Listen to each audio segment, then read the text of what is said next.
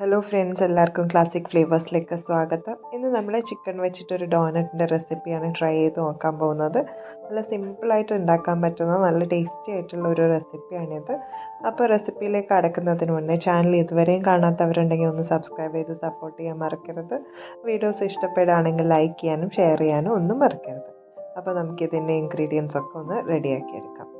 Normally നമ്മൾ doughnuts ഉണ്ടാക്കുമ്പോൾ നമ്മൾ വേവിക്കാത്ത ഇറച്ചിയാണ് യൂസ് ചെയ്യുന്നത്. പക്ഷെ ഞാനിവിടെ 100 ഗ്രാം ചിക്കൻ എടുത്തിട്ട്, അത് ബോൺലെസ് ചിക്കനാണ്, അതൊന്ന് വേവിച്ച് എടുക്കുന്നുണ്ട്. ഉപ്പ് മാത്രം ഇട്ടിട്ടാണ് വേവിച്ചിരിക്കുന്നത്. നിങ്ങൾക്ക് വേണമെങ്കിൽ കുരുമുളക് പൊടി ഇടാം. ഇതിലേക്ക് ഞാൻ 1 ടേബിൾ സ്പൂൺ ഇഞ്ചി, വെളുത്തുള്ളി, പച്ചമുളകിൻ്റെ പേസ്റ്റ്. പച്ചമുളക് ഞാൻ 2 പച്ചമുളക് ചേർത്തിട്ടുണ്ട്. അപ്പം എരിവിന് ഉള്ള പച്ചമുളക് പൊടി ഇട്ട് കൊടുക്കുന്നുണ്ട്. അതേപോലെ തന്നെ 1 ടീസ്പൂൺ കുരുമുളക് ഇട്ട് കൊടുക്കുന്നുണ്ട്. മുഴുവൻ കുരുമുളക് തന്നെയാണ് ഇട്ട് കൊടുക്കുന്നത്. പിന്നെ അര സവോള ഇട്ട് കൊടുക്കുന്നുണ്ട്. അതേപോലെ 1/2 ടീസ്പൂൺ ജീരകം, നല്ല ജീരകം ഇട്ട് കൊടുക്കുന്നുണ്ട്. 1/2 ടീസ്പൂൺ ഗരം മസാല ഇട്ട് കൊടുക്കുന്നുണ്ട്. അപ്പോൾ ഇനി ഇതിലേക്ക് ഞാനൊരു പകുതി പൊട്ടറ്റോ ഒന്ന് വേവിച്ച് ഉടച്ച് വെച്ചിട്ടുണ്ടായിരുന്നു. അപ്പോൾ അതുകൂടി ഇതിലേക്ക് ചേർക്കുന്നുണ്ട്. പിന്നെ ആവശ്യത്തിനുള്ള ഉപ്പ്, 1/2 ടീസ്പൂണോളം ഉപ്പാണ് ഞാനിപ്പോൾ ചേർത്തിരിക്കുന്നത്. നമ്മൾ ഓൾറെഡി ചിക്കൻ വേവിക്കുമ്പോൾ കുറച്ച് ഉപ്പ് ഇട്ടിട്ടാണ് വേവിച്ചിരിക്കുന്നത്. അതേപോലെ തന്നെ 1 പിടി മല്ലിയില കൂടി ഞാൻ ഇതിലേക്ക് ഇട്ട് കൊടുക്കുന്നുണ്ട്.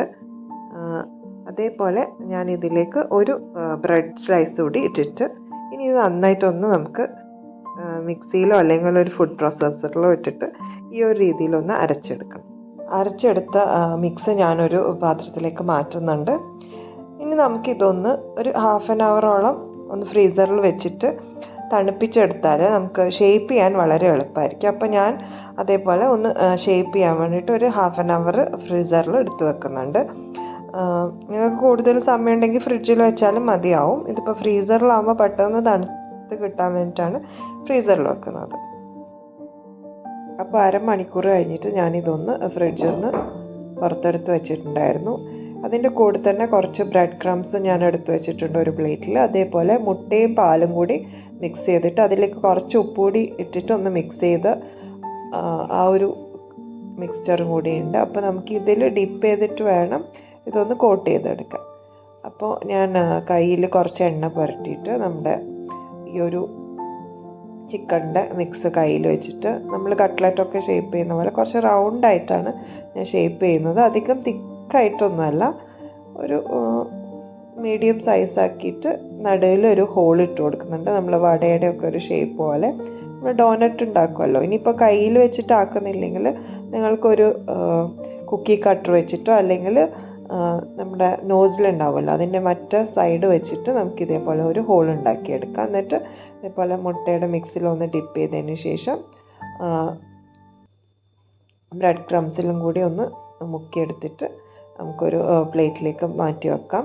ഇനി ഇത് എല്ലാം കൂടി ചെയ്തതിന് ശേഷം നമുക്ക് വീണ്ടും ഒരു 1/2 അവർ ഫ്രീസറിൽ വെക്കുന്നത് നല്ലതായിരിക്കും. എന്നാൽ നമുക്ക് ഫ്രൈ ചെയ്തെടുക്കുമ്പോൾ നല്ല പെർഫെക്റ്റ് ആയിട്ട് കിട്ടും.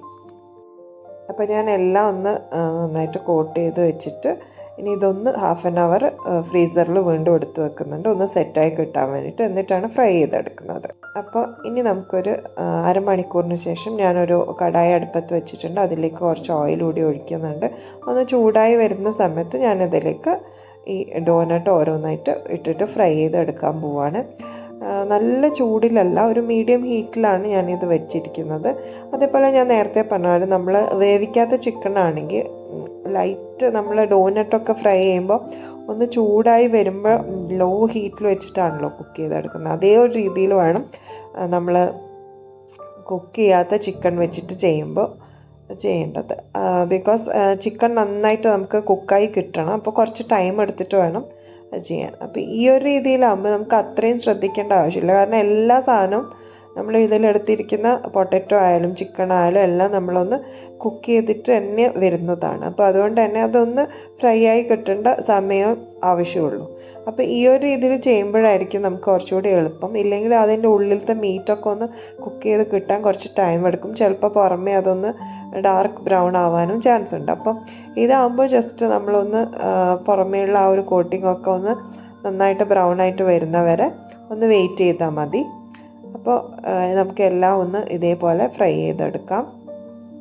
ഇത് നിങ്ങൾക്ക് കൂടുതൽ ഉണ്ടാക്കി വെച്ച് കഴിഞ്ഞാൽ കുട്ടികൾക്ക് സ്നാക്കായിട്ട് കൊടുക്കാനോ അതേപോലെ തന്നെ റംദാനൊക്കെ ഒരു ഈവനിങ്ങിൽ നമുക്കെടുത്ത് ഫ്രൈ ചെയ്യാനോ ഒക്കെ എളുപ്പമാണ്. അപ്പോൾ ഇതേപോലെ ഉണ്ടാക്കി വെച്ചിട്ട് ഫ്രീസ് ചെയ്ത് വെച്ചാൽ മതി. ആവശ്യത്തിന് എടുത്തിട്ട് ഫ്രൈ ചെയ്തെടുക്കുക. ഈ ഒരു രീതിയിൽ ഫ്രീസ് ചെയ്തത് നമുക്കൊരു അരമണിക്കൂർ മുന്നേ ഒക്കെ ഒന്ന് പുറത്തെടുത്ത് വെച്ച് കഴിഞ്ഞാൽ ആവശ്യത്തിനെടുത്ത് ഫ്രൈ ചെയ്തെടുത്താൽ നല്ല ഒരു സ്നാക്കായിട്ട് ആവും. അപ്പോൾ ഞാനിവിടെ എല്ലാം ഒന്ന് ഫ്രൈ ചെയ്ത് എടുത്തിട്ടുണ്ട്. നമുക്ക് വൈകുന്നേരം ചായയുടെ കൂടിയോ അല്ലാതെ വെറുതെ കഴിക്കാനോ ഒക്കെ നല്ല ടേസ്റ്റാണ്. അപ്പോൾ എല്ലാവരും ഇതൊന്ന് ഉണ്ടാക്കി നോക്കിയിട്ട് നിങ്ങളെ ഫീഡ്ബാക്ക് അറിയിക്കാൻ മറക്കരുത്. അപ്പോൾ പുതിയൊരു വീഡിയോ ആയിട്ട് നമുക്ക് വീണ്ടും കാണാം. അതുവരേക്കും good bye and take care.